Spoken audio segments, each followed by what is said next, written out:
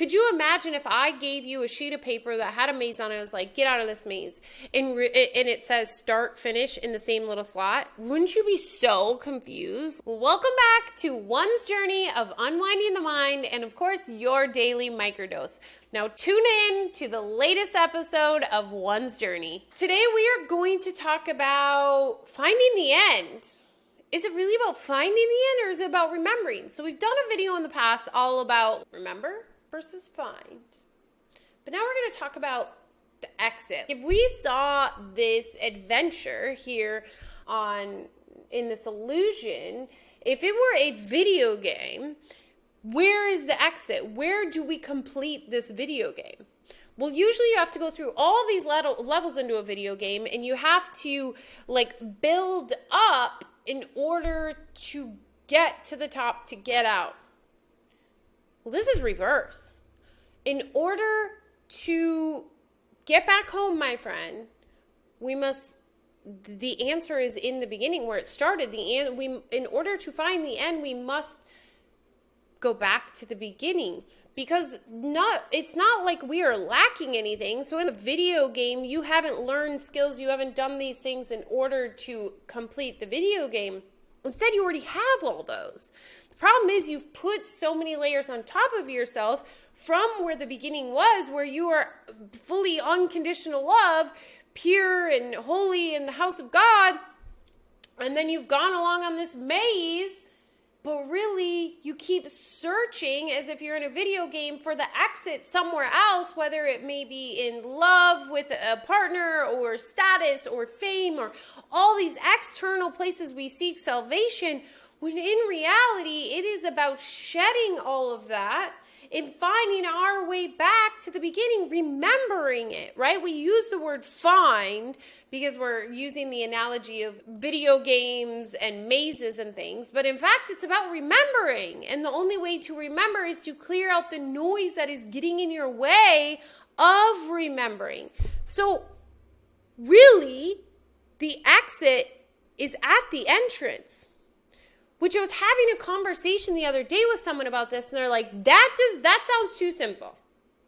That does not sound exciting. That does not sound thrilling. That sounds too simple.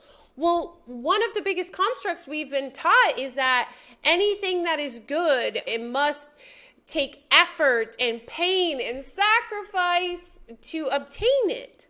So of course, when you hear that, oh yeah, it's back at the door you entered, you're like, what? There is no way that can be possible because it is too good to be true. And nothing that is too good to be true is ever true, according to what we say.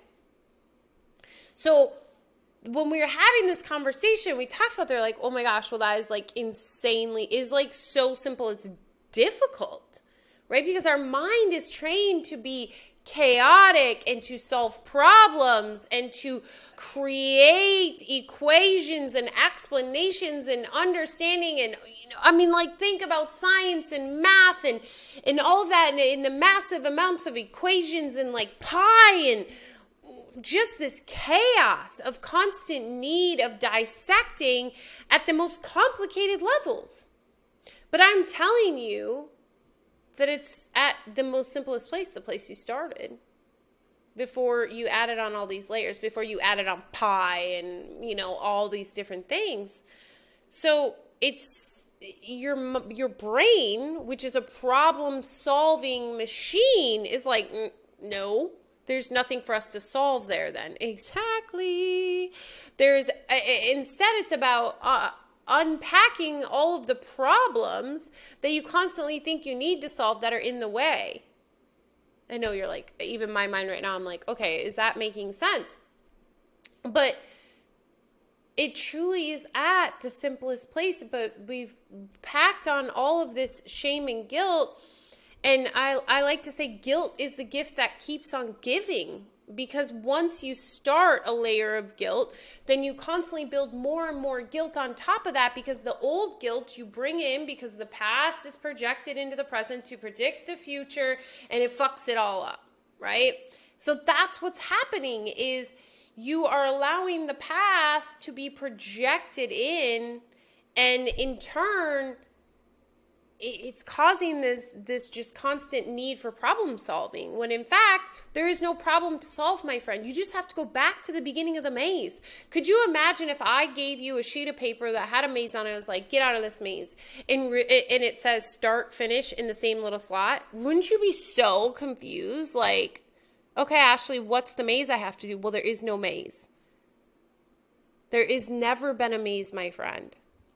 That's why we must remember that we are still at the beginning. We're not actually in this maze like we believe we are. That's why the exit is at the beginning, because we are still at the beginning. We never actually entered the maze. But we must remember that in order to fully project that, to fully be that, and to essentially stop projecting, I guess.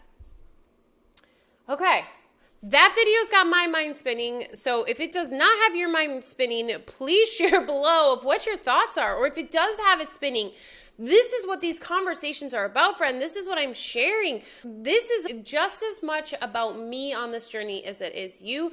We cannot receive what we are not willing to give, if you haven't watched that video. So by me sharing in these videos, I'm learning at a deeper level while you're learning at a deeper level, and we are sharing with one another. Therefore, we are both receiving. So know that these videos aren't preaching to you. These videos are an opportunity for us to have this reciprocal relationship, that we are truly one anyway in the end.